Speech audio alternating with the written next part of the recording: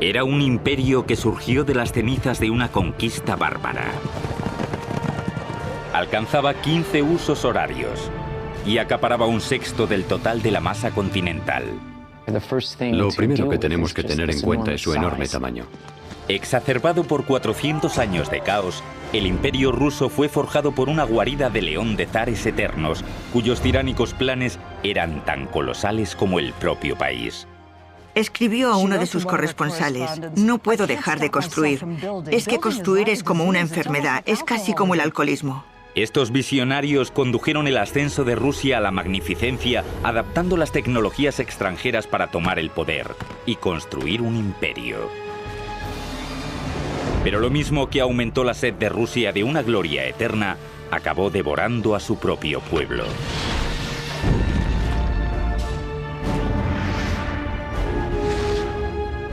La construcción de un imperio. Rusia. 1480, Moscú. Un líder ruso con mucho futuro está desempeñando un poder sin precedentes. Su nombre es Iván III. Durante siglos, sus gentes habían estado dominadas por los conquistadores más brutales de Eurasia, una secta mongol llamada los tártaros. Pero ahora Iván III lo apuesta todo para acabar con ellos.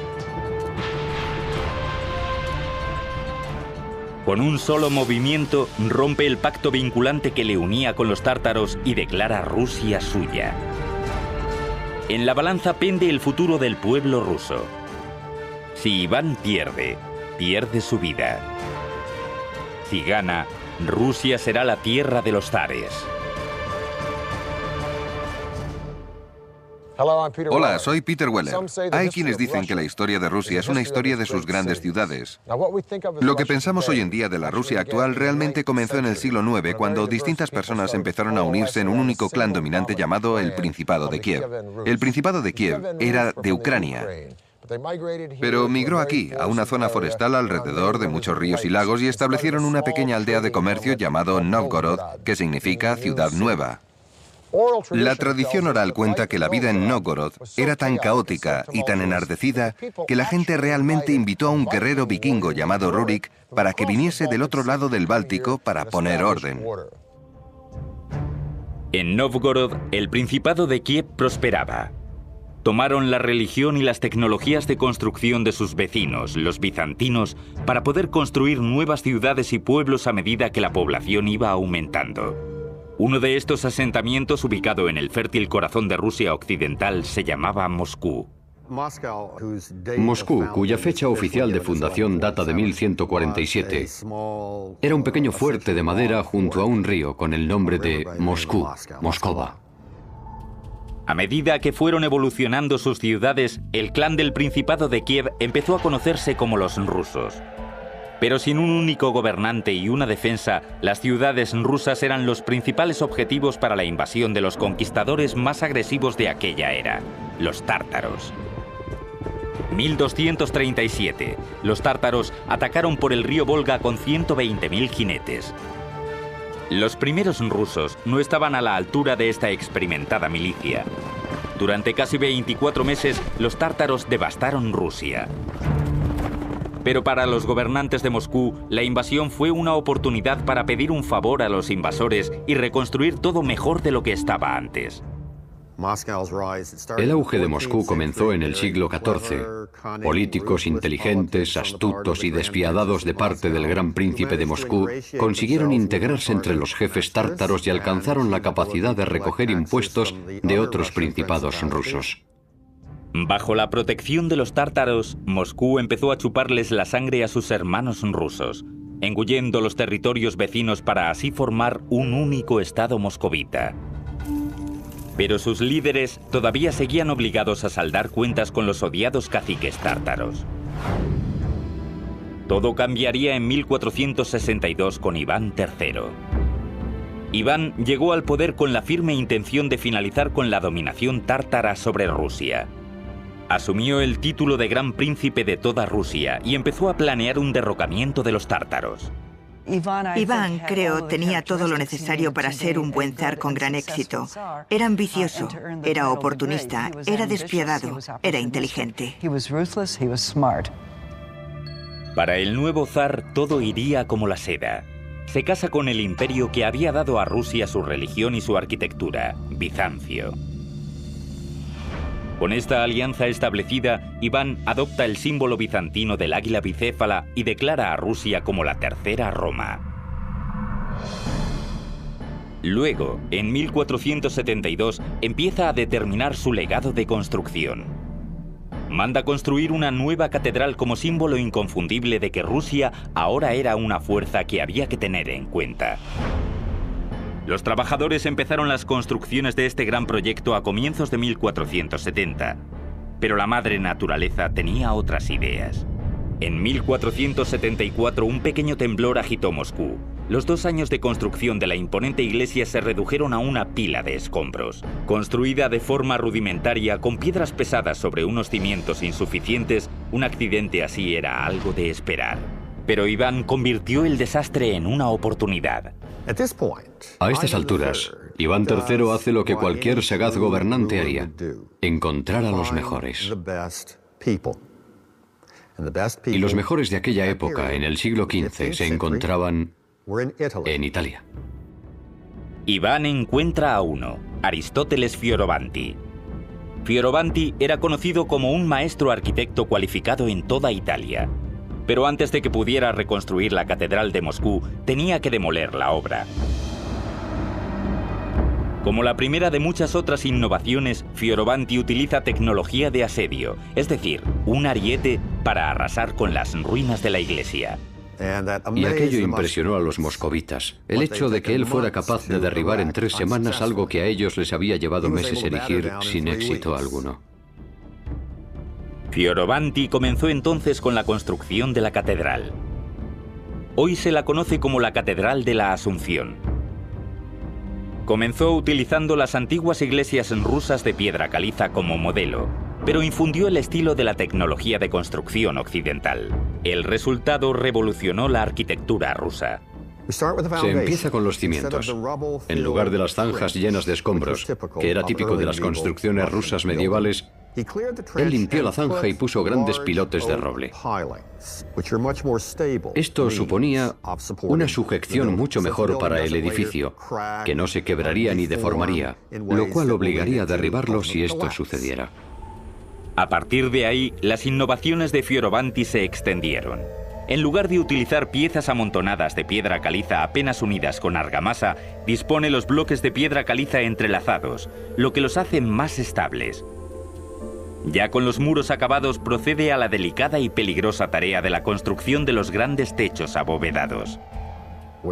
Cuando comienzas la bóveda, el tejado, hay una cantidad enorme de peso que recae sobre esos muros. Así que el tercer elemento que él introdujo fueron los vástagos de unión de hierro. Eran simplemente vástagos de hierro que se insertaban en la construcción y se extendían hasta el nivel de la bóveda, lo que sirve como una forma adicional de soporte. Mantiene unida toda la estructura. Por último, en vez de construir una iglesia de cúpulas y tambores redondos de piedra pesada, introdujo el uso de ladrillos más ligeros y resistentes, enseñando a los nuevos constructores rusos cómo cocer y colocar este nuevo material. Así que desde los pilotes de unión de los muros, a los vástagos de unión, a la estructura superior, Fioravanti utilizó toda una gama de nuevas técnicas, aprendidas en Italia, pero puestas ahora en un contexto de símbolos rusos. La catedral terminada medía 45 metros de altura. Era un edificio deslumbrante e imponente. Con su símbolo de poder en su lugar, Iván ya estaba preparado para retar a los tártaros. Su respuesta es rápida. Reúnen un gran ejército y atacan Moscú. Iván saca a sus propias fuerzas y ambas partes se enfrentan en el río Ugra, a 480 kilómetros al oeste de Moscú. Tras meses de enfrentamiento, finalmente los rusos invaden a los tártaros. Con gran éxito, Iván había derrotado a los opresores que habían subyugado a los rusos durante casi 3 siglos. y con su legado basado en potentes edificios de ladrillo y piedra, Iván III se convierte en Iván el Grande.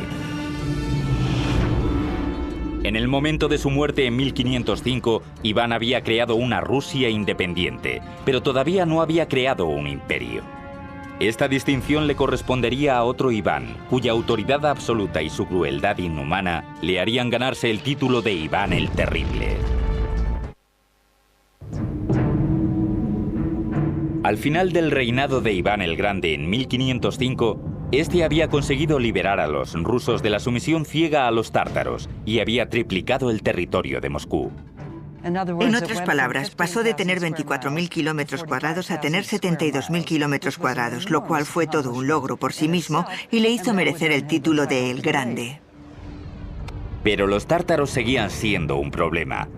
Aunque se habían retirado de Moscú, su capital, Kazán, estaba en el camino de la expansión de Rusia hacia el este. Se escogió al nieto de Iván III para liberar a Rusia de los tártaros y convertirla en un imperio, el cual sería conocido como Iván el Terrible.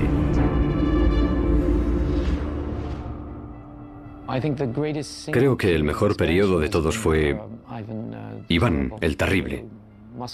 El reino del zar moscovita abarcó el Volga, las euroregiones y finalmente toda Siberia. Este gran emperador empezó como un joven profundamente preocupado. El padre de Iván murió cuando él era pequeño, dejándole testigo de una lucha brutal por el poder, con torturas, ejecuciones y asesinatos. Estas atrocidades marcaron a Iván para el resto de su vida. Me imagino que el pasado traumático de Iván el Terrible, cuando era pequeño, produjo un Iván que era terrible. E incluso cuando era pequeño, torturaba a los animales, parecía cruel y sádico. Cuando llegó al poder en 1547, estaba convencido de que él había sido designado personalmente por Dios para gobernar Rusia. Fue el primer gobernante ruso en autocoronarse formalmente como zar. Y la palabra zar es simplemente un derivado ruso de César. Es un título imperial. Como zar, Iván encontró una válvula de escape perfecta para su intelecto violento y despiadado en el lanzamiento de la primera ofensiva moderna de Rusia, llamada el asedio de Kazán. Primero, Iván creó un nuevo ejército de casi 150.000 hombres, incluyendo unidades de artillería e ingeniería entrenados con las últimas tácticas de Europa. Sus ingenieros adaptaron estas enseñanzas extranjeras a la guerra rusa. El primer paso de la ingeniería rusa fue el diseño de una estructura portátil para defender a las tropas rusas en las planicies descubiertas europeas. La llamaron el Gulai Gorod. Era realmente una fortaleza móvil. El Gulai Gorod consistía en unas placas de madera. Estos revestimientos estaban unidos en distintos patrones para defender a los tiradores de infantería llamados streltsy, que en ruso significa pistola. La infantería rusa permanecía detrás o dentro de estas fortalezas móviles y utilizaban pistolas. Utilizaban cañones contra la caballería y otra forma de usarlo contra el lugar asediado, la ciudad como Kazán. 23 de agosto de 1552. Con su ejército ya reunido y equipado, Iván comienza a luchar abriéndose camino hacia Kazán. Lo hicieron de forma muy ingeniosa. Los rusos avanzaban y rápidamente levantaban las fortalezas prefabricadas de troncos e iban acercándose centímetro a centímetro a Kazán. En otras palabras, estrechando el círculo en torno a la ciudad. Una vez ubicados en las afueras de la ciudad, las tropas de Iván desataron un incesante asalto montados en Gulai Gorods de 9 metros de altura para disparar una descarga de artillería sobre los muros de la fortaleza. Ellos mataron a muchos defensores en las calles de la ciudad usando estas torres móviles. Pero la fortaleza resistía. Así que los generales de Iván ordenaron a un equipo de ingenieros que lo intentaran por el castillo. Idearon un plan temerario para hacer túneles bajo los muros de la fortaleza, depositar minas y hacer saltar por los aires el fuerte. El 30 de septiembre encendieron una mecha que acabaría decidiendo el sangriento destino de Kazán. La fuerza de la explosión paró la batalla en seco. Era la señal para el resto del ejército, y todos los regimientos del ejército zarista comenzaron a la vez el asalto a la fortaleza. Tras 8 días de una sangrienta batalla, Kazán cae. Iván fue el conquistador y Rusia se convirtió en un imperio.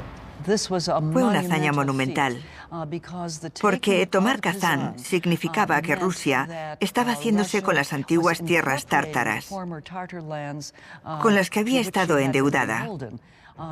Y Kazán le dio la oportunidad a Rusia de expandirse realmente como un imperio. Le abrió el camino por el sur hacia el mar Caspio y el mar Negro, y por el este hacia Siberia. En 1555, para conmemorar su victoria, Iván encarga un edificio que se convertiría en el símbolo más emblemático del Imperio ruso. Hoy en día se conoce como la Catedral de San Basilio.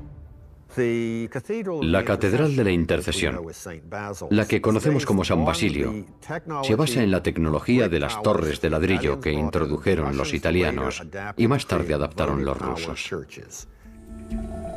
Construida casi en su totalidad en ladrillo, la catedral realmente eran 8 iglesias en una.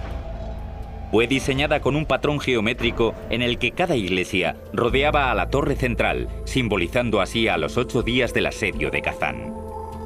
En la década de 1580 se añadió el elemento más distintivo de la iglesia.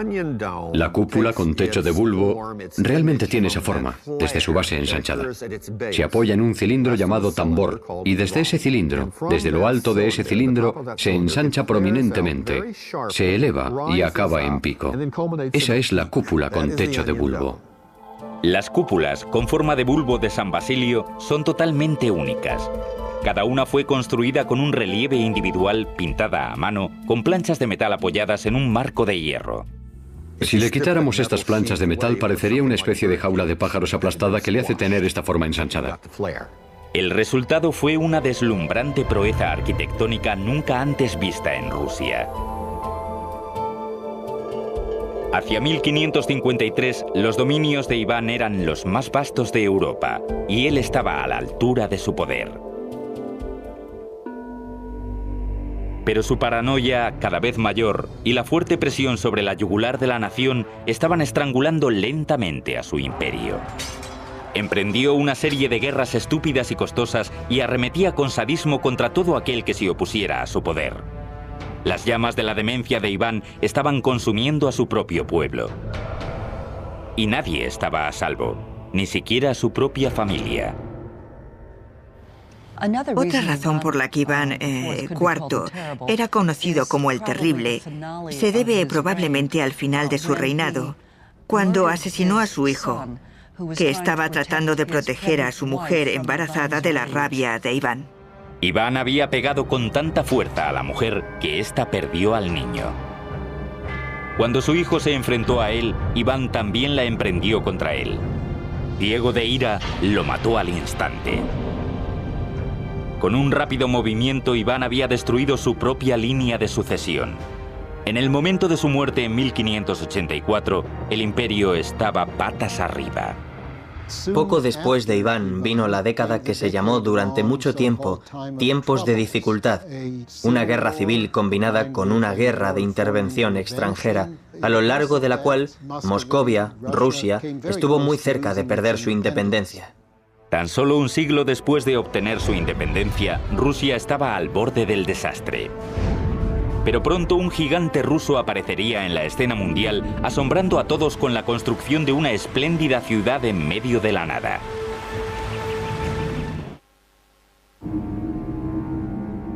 ...1696... Un nuevo zar llega al poder con el plan revolucionario de retomar las cosas donde Iván las había dejado y transformar su nación atrasada en un imperio moderno. Su nombre es Pedro el Grande. Pedro el Grande fue una persona completamente única, un gigante, tanto físicamente, medía 1,95 metros, como en cuestión de personalidad. Despreciaba las convenciones y las tradiciones y mostraba una curiosidad incesante por las cosas nuevas. El enorme tamaño de Pedro coincidía con su ego. Un torbellino constante de actividad giraba en torno a él. Él hacía las tareas de una docena de hombres. Era realmente una persona extraordinaria, más grande que la vida. Pedro había perdido sus primeros años en Moscú de juerga en juerga con artesanos y militares en el barrio extranjero de la ciudad, aprendiendo sus tácticas y su tecnología. Pedro no estaba simplemente embelesado con la tecnología europea. También era bien consciente del retraso y la debilidad de Rusia frente a Europa y quería un remedio para esta situación. Una de las cosas que hizo primero fue ir a Europa. Fue a Europa de incógnito y estudió los métodos de construcción naval con los holandeses, que eran expertos en el tema. También aprendió el arte de la navegación de los ingleses y vio la gran riqueza que aquellos imperios europeos estaban obteniendo de sus colonias en el extranjero y pensó que podrían utilizarse para los recursos naturales rusos. Pero lo que realmente quería Pedro era una porción de acción y sabía que para poder tener acceso a la tarta tendría que llevar a rastras a su país para sacarlo de su atraso medieval e introducirlo en la luminosidad del nuevo comercialismo del mundo occidental. Cuando regresó a Rusia, Pedro decidió transformar su país en una fuerza naval que no solo comerciaría con los imperios europeos, sino que competiría con ellos como una fuerza militar. Pedro fija su punto de mira en un trecho de tierra a 640 kilómetros al norte de Moscú, cerca del mar Báltico, en el río Neva. Con la vanidad propia de un dios, comenzó a prever su nueva ciudad naval que situaría a Rusia dentro del mapa de Europa. A esta previsión la llamaría San Petersburgo. Una ciudad en ese lugar tenía acceso directo a Europa a través del mar. El único problema era que esta tierra del Neva pertenecía a Suecia. Pero esto no disuadiría a Pedro. En 1700 emprendió un ataque en toda regla y se hizo con la tierra a la fuerza. Hacia 1703 se puso la piedra angular de la ciudad. La nueva capital que Pedro tenía en mente iba a ser una fortaleza. Iba a ser el centro del ejército y de la marina. Iba a ser la ventana hacia Europa, a través de la cual fluirían las ideas occidentales, las ideas modernas y se expandirían por todo el imperio. Fruto de la guerra y del derramamiento de sangre, nació San Petersburgo. Pero para la gente de Rusia, la ambición de su zar suponía un arma de doble filo. Pedro eligió la ubicación de su futura ciudad por su acceso al mar Báltico, pero esta ventaja tendría un precio excesivo. Durante 5 meses del año, el delta del río y las marismas de alrededor se helaban. A continuación, como era de esperar, el agua fluía cuando éstas se derretían en los meses más cálidos. La construcción de esta ciudad sería un reto monumental. Así que Pedro acudió al único recurso natural que funcionaba en Rusia cuando todo lo demás fallaba: la mano de obra local. La gente de Rusia trabajó en la construcción de San Petersburgo literalmente con sus propias manos. Rodeados simplemente de marismas, les era prácticamente imposible recibir provisiones. Para poder levantar los cimientos de la fortaleza por encima de las marismas, los trabajadores tuvieron que excavar en la tierra con sus propias manos y luego transportar miles de kilos de tierra en sus chaquetas y camisetas. Tenían que importar todo. Incluso tenían que cortar grandes cantidades de madera río arriba y hacer que los maderos bajaran por el río para poder dar estabilidad a los cimientos de la ciudad. No hay tierra firme aquí, así que cualquier estructura importante tenía que construirse sobre unos pilotes. Para ello, los ingenieros diseñaron un sistema de poleas para llevar miles de pilotes hasta el terreno. Se elevaba la cabeza y luego la soltaban y se introducía el pilote en el terreno, y esto se repitió cientos y cientos de veces en Petersburgo. En 5 meses, miles y miles de peones habían levantado las paredes hexagonales y los bastiones de madera de la fortaleza que pueden ver a mis espaldas. Por la noche, volvían a sus casas en los campamentos, muertos de frío, cansados y hambrientos. Igual que venían por miles, también morían por miles a causa de enfermedades, de inundaciones y de agotamiento. Hacia 1708 se calcula que murieron en torno a 25.000 peones durante la construcción de la joven ciudad, lo que le hizo portar el sobrenombre de la ciudad de los huesos. No hay ninguna estadística que nos diga exactamente cuánta gente murió antes de que la ciudad se diera por acabada. Pero un historiador del siglo XIX dice que hasta aquel momento no había habido ni una sola batalla en los anales de la historia que se hubiera cobrado tantas vidas como el número de trabajadores que fallecieron durante la construcción de San Petersburgo. Para Pedro, estas cifras humanas no eran más que los medios para alcanzar un fin. En 1706 envió su primer buque desde el astillero de la Marina de San Petersburgo. Este era el primer complejo industrial de la ciudad. Albergaba a constructoras navales, fabricantes de cuerdas y velas, fraguas y fundiciones de cañones. Rusia tenía una marina, y su zar, sin ayuda alguna, estaba cambiando la cara del imperio. En 1712, con la rápida eficacia que le caracterizaba, hizo el mayor de todos los cambios. Con un sencillo y contundente decreto, declaró San Petersburgo capital de Rusia. En tan solo un instante, la supremacía durante casi 300 años de Moscú en Rusia había desaparecido. Los ciudadanos de Moscú se quedaron atónitos. Muchos rusos reaccionaron ante Pedro como si se tratara de un extraterrestre procedente del espacio. No le entendían. Impuso sus extrañas ideas en su país, usando la fuerza propia de un monarca autocrático y absoluto, que había heredado de sus predecesores, pero que sabía muy bien cómo utilizarla para obtener lo que quería. Su idea de hacer una revolución en Rusia le motivó a lo largo de toda su vida. No había forma alguna de que nada ni nadie pudiera escapar de los efectos de este proceso revolucionario. Pedro no había escatimado en gastos para crear una ciudad partiendo desde cero.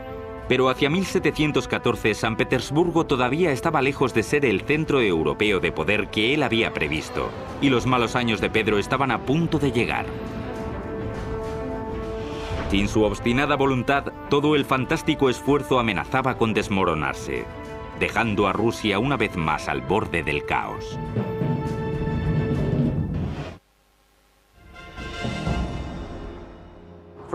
Durante décadas, Pedro el Grande se había centrado en una doble tarea de convertir a Rusia en un gran imperio y a San Petersburgo en su brillante capital, con una excepción. Siguió con sus legendarias borracheras entre amigos, pero como siempre sus juergas hacían pocos estragos en su energía incesante. Había derrotado a los suecos en la Gran Guerra del Norte, había expandido los límites de Rusia desde el Báltico hasta el Pacífico, había construido una nueva capital europea, había creado un ejército de la Marina, había construido escuelas de ingeniería y ciencia y había multiplicado por 7 el comercio ruso. Tanto militar como políticamente, Rusia se había convertido en un imperio, pero todavía le faltaba un elemento esencial en todo imperio que se precie: prestigio. En 1714, Pedro empezó a realizar los bocetos para un gran palacio encima de un acantilado de 15 metros de altura, mirando hacia el mar, a 40 kilómetros a las afueras de San Petersburgo. Lo llamaría Peterhof. El palacio estaría rodeado de 240 hectáreas de jardines y coronado por una red dorada de fuentes que recorrerían toda la pared del acantilado. Los trabajos del proyecto monumental comenzaron en 1716. Muchos soldados del ejército fueron enviados a la finca para cavar las zanjas que llevarían el agua a través de un sistema de cañerías hasta las fuentes. En 1719, los primeros ingenieros hidráulicos del país comenzaron a trabajar en el complicado sistema. El palacio fue construido en las alturas y las alturas es lo que alimenta el agua. Es esa caída, la gravedad y esa caída era la que hacía que funcionaran realmente las fuentes. Utilizando la pendiente natural del terreno y el agua de los manantiales cercanos, los trabajadores construyeron un sistema de casi 24 metros gracias a la gravedad. El agua se almacenaba en depósitos que estaban en lo alto. En un abrir y cerrar de ojos se soltaba esta agua y caía a través de las cañerías de madera en cascadas de 15 metros hasta el eje de las fuentes. La velocidad del agua acumulaba suficiente fuerza para impulsarla a casi 20 metros por el aire. El resultado era asombroso. Las fuentes eran tan espectaculares que fueron apodadas las Versalles de Rusia. Pero Pedro no tuvo demasiado tiempo para disfrutar de su gran joya. En 1725, tras meterse en el agua helada para salvar a un marinero a punto de ahogarse, el gran Pedro cayó enfermo y murió.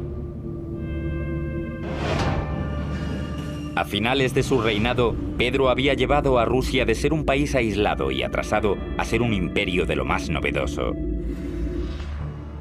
Pero el trabajo no estaba aún acabado. La ambiciosa y tenaz esposa del nieto de Pedro sería quien completaría la transformación de San Petersburgo, que pasó de ser un fuerte naval a ser la resplandeciente capital que conocemos hoy. Su nombre era Catalina la Grande. Catalina llega al poder en el año 1762, derrocando a su marido, que había sido emperador ruso durante tan solo 6 meses. Y ella pudo fácilmente derrocarle.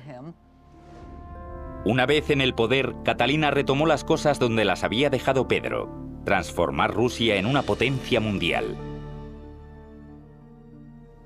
Como extranjera, como europea que era, completó prácticamente el proceso de europeización que Pedro el Grande había comenzado a comienzos del siglo. De hecho, Catalina se veía a sí misma como la heredera legítima de Pedro. En el siglo XVIII, para poder ser un monarca con éxito, tenías que expandir tu territorio, y eso es lo que hizo espléndidamente Catalina. Catalina anexionó unos 320.000 kilómetros cuadrados de territorio, lo que añadió una enorme riqueza a las arcas de Rusia y expandió el imperio hasta límites nunca antes alcanzados. En segundo lugar, tenías que introducir un amplio plan de reforma, y eso es lo que ella hizo. En su propio terreno, Catalina utilizó su nueva riqueza para modernizar su ciudad. Fue uno de los primeros gobernantes rusos en tratar las miserables condiciones en las que vivían los pobres de Rusia, con planes para hospitales, sanidad, servicios y colegios. Catalina, durante su reinado, estableció normas arquitectónicas para la construcción de nuevas ciudades. De hecho, lo hizo. Construyó 216 ciudades nuevas, junto con planos de cómo debería ser el trazado, cómo deberían estar diseñadas las plazas centrales, qué tipo de fachadas debería haber, qué tipo de materiales deberían utilizarse en la construcción. Pero el proyecto de construcción más prestigioso de Catalina fue la renovación de su residencia real, el monumento más extravagante del imperio para su propio disfrute, el Palacio de Invierno. El Palacio de Invierno tenía 3 pisos y medía 195 metros de largo. Todo el exterior estaba decorado con más de 200 columnas y cerca de 150 estatuas esculpidas. En el interior contenía más de 500 habitaciones, casi 4 veces el número de habitaciones de la Casa Blanca. A lo largo de su reinado, Catalina encabezó un auge en la construcción como nunca antes el imperio había visto. Su poder inigualable transformó por completo San Petersburgo en un escaparate ostentoso y sin tapujos de la cultura, la riqueza y el poder del imperio ruso. Escribió a uno de sus corresponsales: "No puedo parar de construir. Es que construir es como una enfermedad, es casi como el alcoholismo". La desmedida construcción no era el único vicio de la zarina. Tras las puertas del Palacio de Invierno, Catalina era conocida por otro tipo de actividad: cuidar muy bien de sus numerosos y a menudo mucho más jóvenes amantes. Era una mujer trabajadora. Por las noches quería compañía masculina. Y hubo una serie de amantes uno tras otro.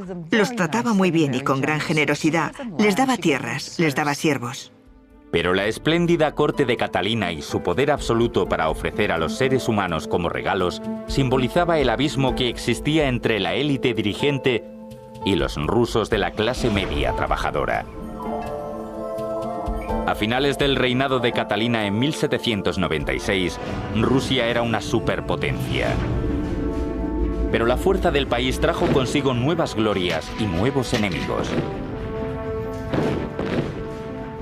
Hacia 1812, un ambicioso general llevó a cabo una marcha de conquista por Europa como nunca antes se había visto desde el Imperio Romano.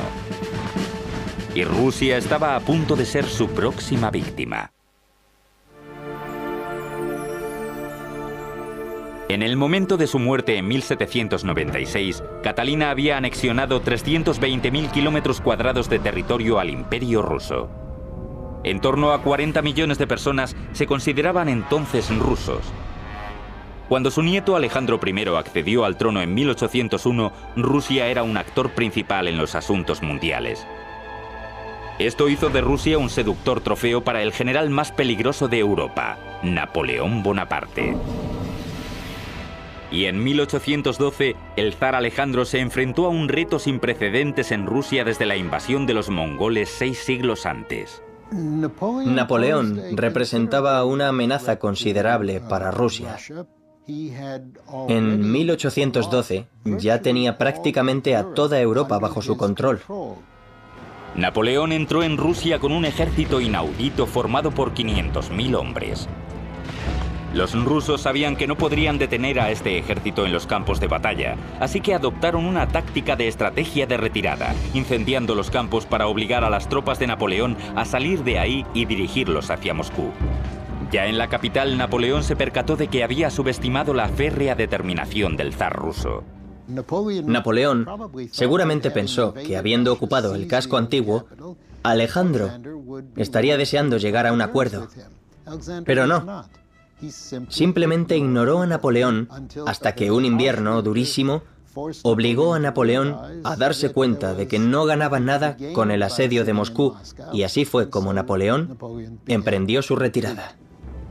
Obligados a volver por los paisajes helados y derruidos por donde habían venido, menos de un 10% de los hombres del ejército original de Napoleón sobrevivieron.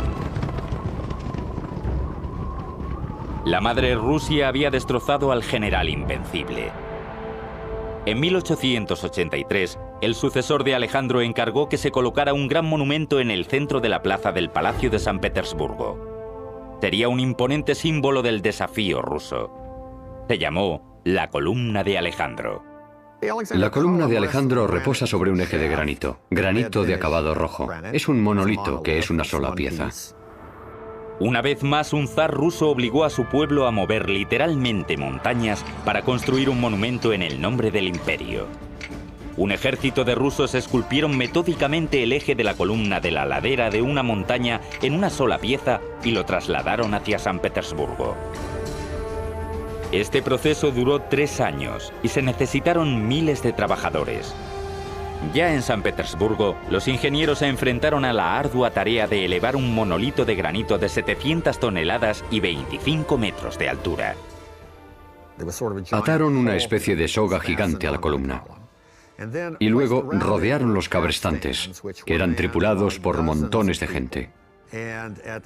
Y en el momento que se daba la señal, todos ellos se movían y a través de un sistema de poleas, la columna se elevaba poco a poco hasta caer en el lugar que se había dispuesto para ser su base. Hoy en día la columna sigue allí, sobre su pedestal, a una altura total de unos 46 metros. Ha demostrado ser una construcción perfecta. La caída de Napoleón eliminó cualquier amenaza sobre la posición de Rusia como el imperio terrestre más grande del mundo.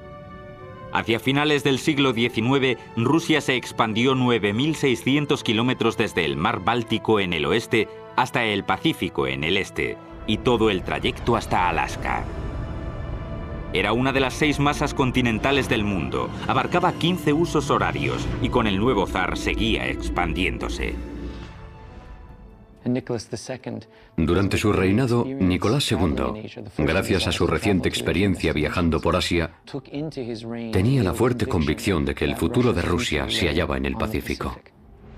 Pero con un territorio que iba más allá del horizonte, el imperio corría el riesgo de derrumbarse bajo su propio tamaño.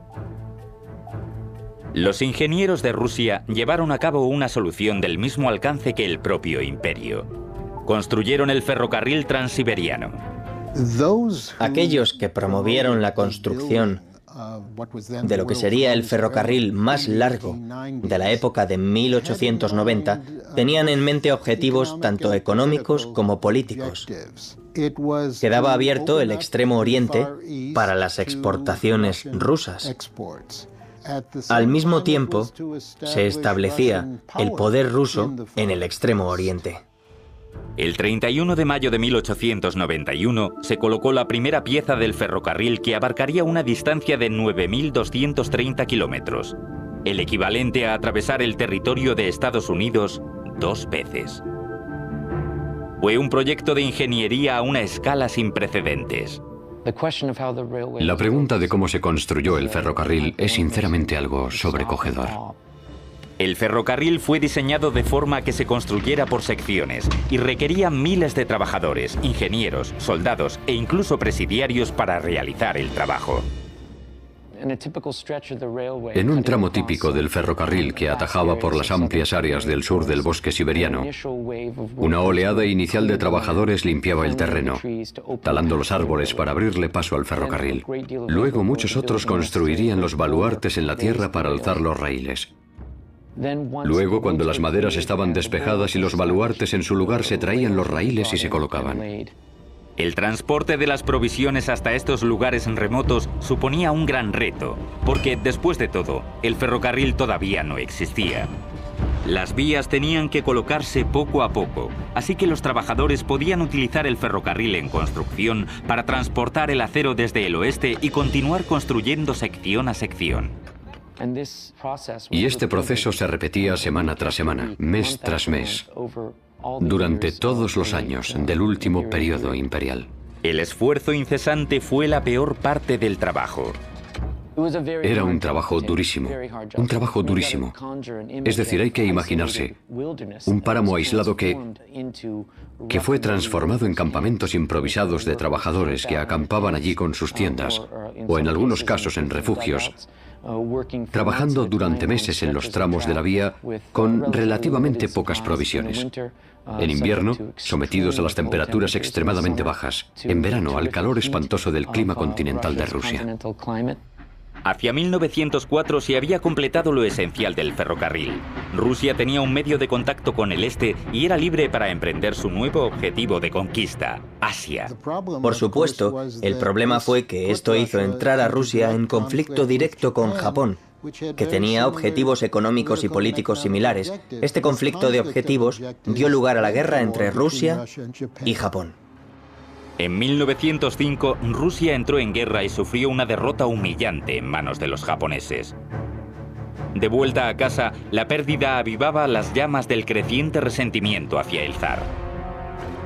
Luego, en 1914, el zar llevó a su país a otra guerra, una que acabaría con la población, la Primera Guerra Mundial.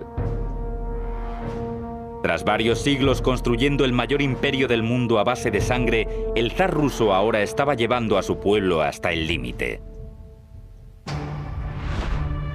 El 15 de marzo de 1917, el pueblo se rebeló. El zar Nicolás II fue destituido del poder. El reinado de casi 500 años de los zares rusos se había destruido. El factor clave de la desintegración del Imperio ruso en 1917 a 1918 fue la caída del régimen zarista, porque realmente el emperador era el que actuaba como vínculo y mantenía el imperio unido. Los zares habían usado su poder para construir catedrales asombrosas, ciudades enteras partiendo de cero, ferrocarriles que atravesaban todo un continente y lujosos palacios inigualables en lo que a opulencia se refiere. La historia del Imperio ruso puede verse como un enorme logro. Al mismo tiempo, este logro tuvo costes importantes. En muchos aspectos, el imperio fue construido a costa de los ciudadanos rusos.